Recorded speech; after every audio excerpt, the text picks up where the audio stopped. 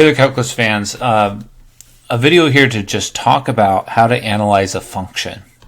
One thing I always want my calculus students to do is when you're done with calculus and someone hands you a function, you should be able to analyze it in a matter of moments.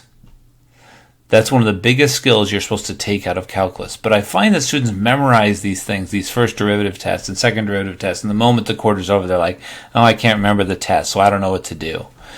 And that's no good because you've missed one of the main lessons.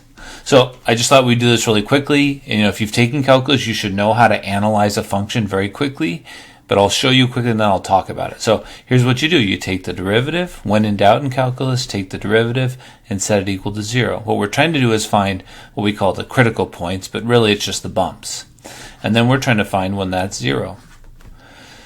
Now, a little bit of solving. You will typically always want to factor first if you can. Especially when you have the other side at 0. So I think I'd factor out a 2 and an x squared. And right now I'm just showing you what I would do if someone handed me this function. And the moment I do that, I feel like I have the problem figured out. Because I have x equals 0, and I have 2x, so x has to be 3/2. So I'm just solving those two things. And then I tell students, if you really want to analyze this function, the next thing you might want to do is to make a little number line and put a 0 here and put a 3/2 or 1.5 here.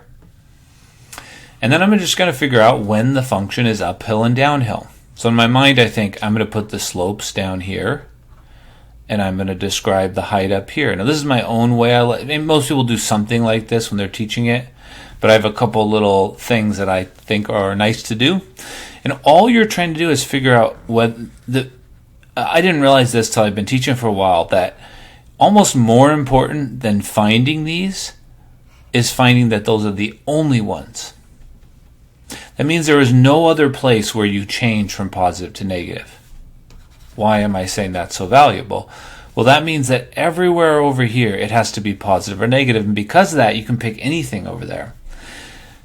I find students kind of blindly follow that, but that also kind of misses the point. Yeah, you can plug in a -1 here and see if it's positive or negative, but I would not ever compute that out. I would just think about it. I would go, well, this is positive and this is negative, so it's got to be negative.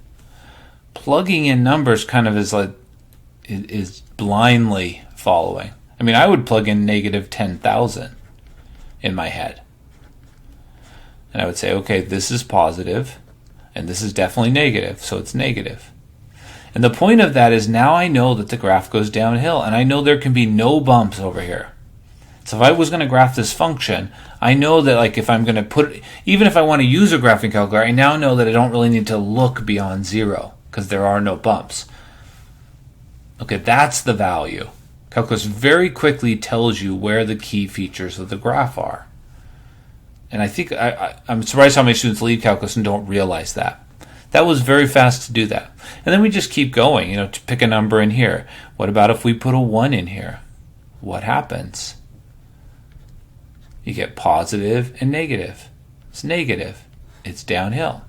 That can happen where it's downhill, flat, and then downhill again. I know it's flat for a moment at these two places. And then lastly, let's plug in a number bigger than 1.5. How about 1 billion? Plug in, 1,000 here and here. Is it positive or negative? It's positive. And that's it. Every calculus student should be able to do that.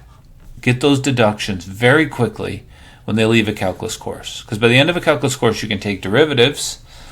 And so we should be able to know that's what our function looks like. So somebody said, can you give me a sketch of this function? I would say, well, if you want me to graph it accurately, I'd have to plug in these values. For example, when I plug in 0, I get y equals 0. And when I plug in 1.5, well, I'd have to calculate it. So I do a little point here, and I would say, well, it's got to come downhill, it's got to flatten out, and then it's got to go downhill again, and then at some point it has to go uphill, and that happens right here at 1.5. Done. And then if you had a bunch of questions like, what are the critical points? What are the minimums? What are the points of inflection? They're all sitting there. The only thing we don't have is this. There's a few other possible points of inflection, and that's what the second derivative gives you. And there is a further bit of work we can do. Most of the time, that's all we would need to do to analyze the function. And that would answer 95% of questions we would ask. It's just using those basic connections. If you wanted to go to the second derivative, you could. You would take the second derivative. It would be 12x squared. All this does is give you a slight refinement.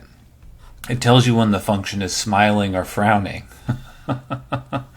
That's just an x. Draw. And then you would set that equal to 0 and play the same game. So this factors. X minus 1 is 0. And you get two possibilities, 0 or 1. You draw another number line. But this time you use the second derivative. And what I do now is I draw a smile or a frown. So if you're less than 0 and you plug it in here, if you plug in like negative a million, you're going to have negative and negative, so it's going to be positive. And I do a little smile. It's concave up. It can be either part of a smile. It could be on the way down or the way up. But I just draw a smile to tell me concave up. If I put a half in, I get positive and negative, so it's going to be negative. I put a little frown. And then something bigger, it's going to be positive and positive. I put a smile. And you can see that in the picture. This doesn't really add very much. This is part of a smile. This is part of a frown. Somewhere in the middle, it switches to a smile. When did it switch to a smile? At 1. So the second derivative doesn't add that much information, but it adds a little bit and confirms. The nice thing it does is it confirms what we're seeing in the picture. So what I just did is I went through an example that's in my review sheet here. And this is a review sheet I use for my business math class, but it also could be used for any class. We talk about critical numbers, critical points. There's these terms. Students get lost in the terms. We talk about the first derivative test and the second derivative test. But this is exactly what I do for students, and I give them this handout. And there's a bunch of examples. And this is exactly what we just did. Down, down, up. Smile, frown, smile. And then we have the picture. In order to actually draw the picture, you have to plot a few more points. That's it. So I think if you've taken calculus and you don't know that, you're missing a key feature. So let's try it again. So I grabbed the other examples from that. Every calculus student should be able to take a function, chew it up, and spit it out. Tell me all the flavors. Tell me all the bumps. Draw a rough sketch. And it doesn't take very long. This is one of the great parts of calculus, that we can do this so quickly. We can do it as we're talking and making a video. I'm going to move this away for a moment. Okay. So here we go. We solve this. We get through. There is this challenge in the background of solving, but right now I'm just talking about this. Okay, there's 2 points, and now I pretty much know what the graph looks like. At most, it has 2 bumps, and those bumps would be at -2 and 2. And now I'm going to figure out if this is positive or negative. So first, I'd plug in negative 10,000 in here, and since it's square, that's going to be a huge positive number. So subtracting 12, it'll still be positive. Uphill. If I plug in 0, it's negative. Downhill. You can see how you get faster at this. Plug in 10 billion, positive. It's uphill. Now that part is sometimes hard for students, but don't just default to plugging in numbers. You can do that. Now I know what the graph looks like. If I wanted to know exactly the height, I'd have to plug in some numbers, but I know it goes up, down, up. It's that fast. Let's go look at that review sheet.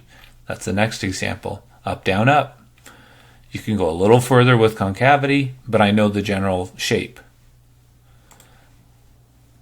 So I think that if you're the first derivative test is basically to do what I just did.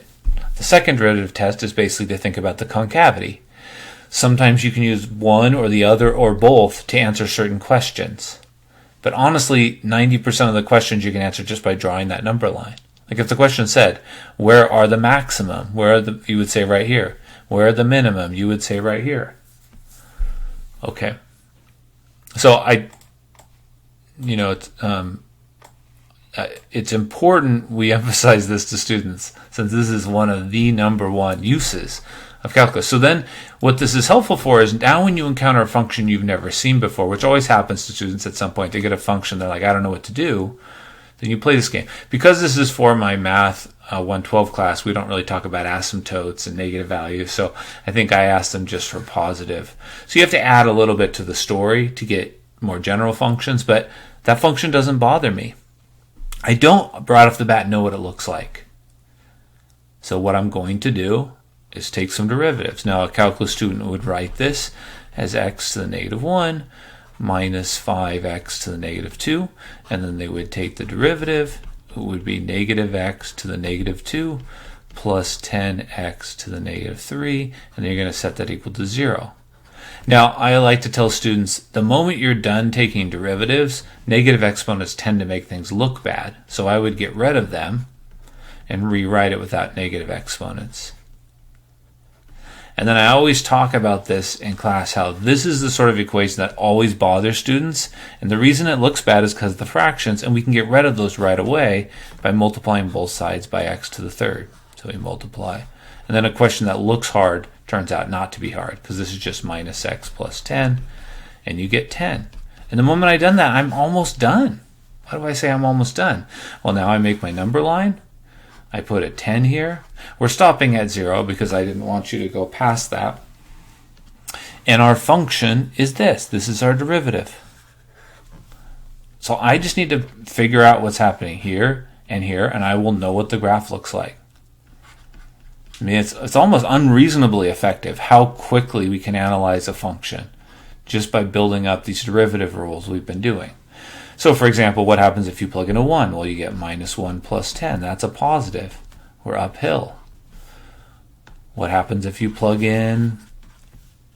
some of these get maybe harder to do in your head. If you're going to do 100, 100 squared plus 10 over 100 cubed. What happens there? Actually, the 10s cancel.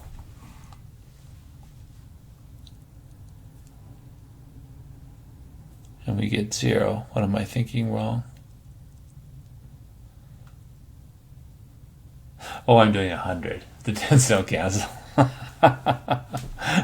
Oh, shoot. So this is much, much smaller. So this is going to be negative. It's going to be downhill. You can see how much I hate getting a calculator out. You could, of course, plug, but I'm trying to encourage students, try to calculate on your own first. A calculator is not the first thing you use. If you're always using a calculator first, you're going to be super slow at your homework. There's my graph. It goes up, it goes down. So take a look and see how we did. It goes up, it goes down. Now, here, if you were to graph it on a grapher, you wouldn't have been able to see it. You wouldn't have realized that at 10, it was at a high point, because it's really hard to see there. But because we solved, we can see it.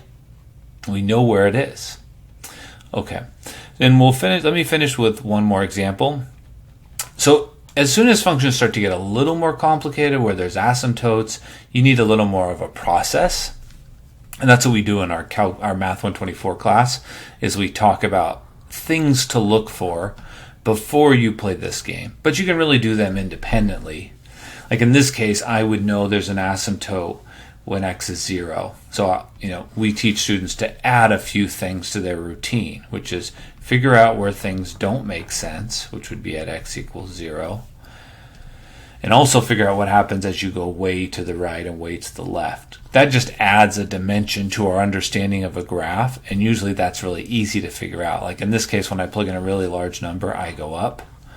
Now that requires a little bit of understanding of how these things work, and those features add a little bit. And then the question becomes, where are the bumps? And that's where calculus comes into play.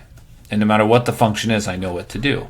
I'm going to take the derivative. Well, here's an opportunity to do the quotient rule. Denominator, derivative of the numerator, minus numerator, derivative of the denominator, which is 1, all over the denominator squared. And if I can just figure out when this is 0, then I'll essentially be done. So what are we going to do? We're going to multiply both sides by x squared, and then we're going to factor. And there's only one solution, x equals 1. Ooh. Which makes me realize, well, I'll leave something. Anyways, so there's going to be a bump at x equals 1. Let's make a little tick mark at 1. Anyways.